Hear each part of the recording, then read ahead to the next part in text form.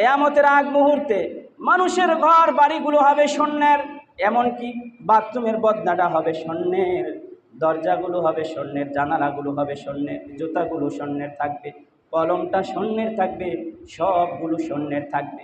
কিন্তু একটা মানুষের কাছে কোনো খাবার থাকবে না, ঘরের মধ্যে খাবার থাকবে না, মানুষের কাছে খাবার থাকবে না। মানুষগুলো ক্ষুধায় কাতর হয়ে দৌড়াবে দৌড়াবে। একজনকে বলবে, ভাই আমার ঘরে সিন্দুক ভরা স্বর্ণ আছে, আমার 10 মণ তুমি স্বর্ণ নিয়ে আমাকে 1 কেজি চাউল দিবানি। বলে, না না না, তোমার এই 10 মণ স্বর্ণের থেকে আমার কাছে 1 কেজি চাউলের মূল্য অনেক বেশি। হাই হতাশ হয়ে যাবে। রাতের গভীরে ঘরের মধ্যে এত স্বর্ণ হবে, ওই স্বর্ণগুলো রাতের গভীরে আরেক ঘরের সামনে রেখে আসবে লুকাইয়া। এত স্বর্ণ দিয়ে কী করবে? মানুষগুলো পেরেশান হয়ে যাবে। খাবার তালাশ করবে, কোথাও খাবার নাই। বাজারে আসবে, খাবার নাই। ক্ষেত খামারে যাবে, খাবার নাই। কোথাও খাবার পাবে না, পানি পাবে না, কিছুই পাবে না। মানুষগুলো হাই হতাশ হয়ে যাবে, পেরেশান হয়ে যাবে, শুধু দৌড়াইতে থাকবে দৌড়াইতে থাকবে। এই জন্য মুসলমান ইমানদার, আল্লাহ আমাদেরকে যে নিয়ামতের মধ্যে ডুবিয়ে রেখেছেন, হাজার বার শুকরিয়া, লক্ষ বার যদি শুকরিয়া আদায় করো, শুকরিয়া আদায় হবে না, শুকরিয়া আদায় হবে না। এই মুহূর্তে আল্লাহ রাব্বুল আলামিন দাজ্জালকে পাঠিয়ে দিবে, যাও দাজ্জাল এই মুহূর্তে যাও। সবাই খাবার তালাশ করবে, দাজ্জাল এসে বলবে, কি চাও? বলবে, আমরা খাবার চাই, খাবার চাই। এবার দাজ্জাল মরুভূমির মধ্যে তার হাত রেখে দিবে। হাতের ছায়া যখন মরুভূমির মধ্যে পড়বে, সঙ্গে সঙ্গে মরুভূমির মধ্যে তাজা তাজা জল বের হওয়া শুরু হবে। মানুষগুলো হুমড়ি খেয়ে পড়বে।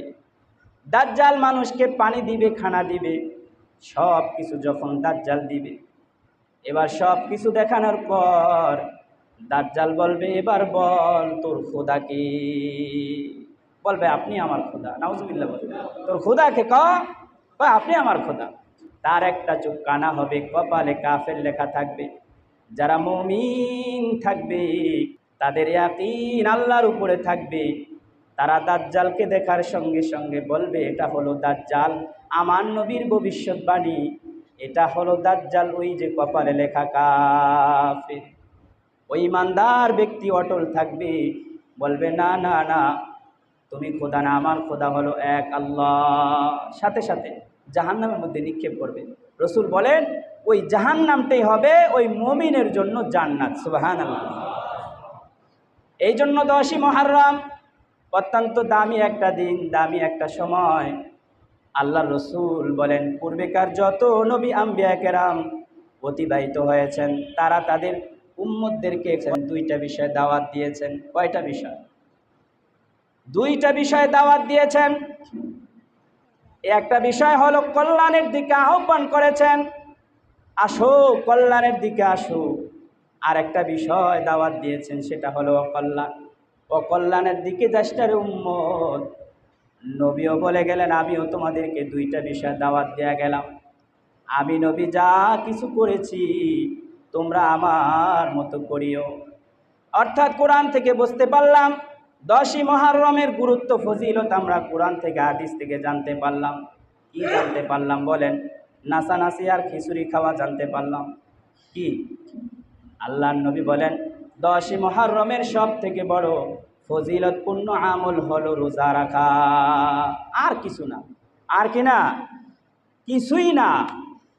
তা সব থেকে বড় আমল যদি রোজা রাখা হয়, তা আপনি আবার কোন আমল করেন? আপনি আবার কার নামে খিচুড়ি করেন? বলেন, কার নামে খিচুড়ি হবে? কার নামে? এই তো আল্লাহু আকবার। রোজার থেকে সব থেকে বড় আমল রসুল বইলা যায় নাই। আপনি কার থেকে শুনছেন যে আপনার ওই আমল করতেই হবে? হুজুরের এত কত কথাই বলে, নাকি কোরআন হাদিসের কথাই? রসুল করলেন রোজা দিয়া সব থেকে বড় আমল, আর আপনি করতেছেন খিচুড়ি দিয়া সব থেকে বড় আমল। আপনার করাই লাগবে। 10ই মুহররম কবে আসবে? খিচুড়ি কবে করবেন? বৈশা আছেন বাবা, এটা করা যাবে না, যাবে না। কারণ কোনো ব্যক্তি যদি কোনো দিন তারিখের সাথে সওয়াবকে যুক্ত করে, তার সওয়াব আরশ পর্যন্ত পৌঁছবে না। কোনো ব্যক্তি যদি সওয়াবকে কোনো দিন তারিখের সাথে যুক্ত করে। আপনি এখন যদি 5 টাকা দান করেন এই সওয়াব হবে না? মুহররম মাসের পরে যদি 5 টাকা দান করেন সওয়াব হবে না? কি বলেন? আমার মায়ের জন্য যদি, আপনার মায়ের জন্য, বাবার জন্য যদি এখন দোয়া করেন সওয়াব হবে না?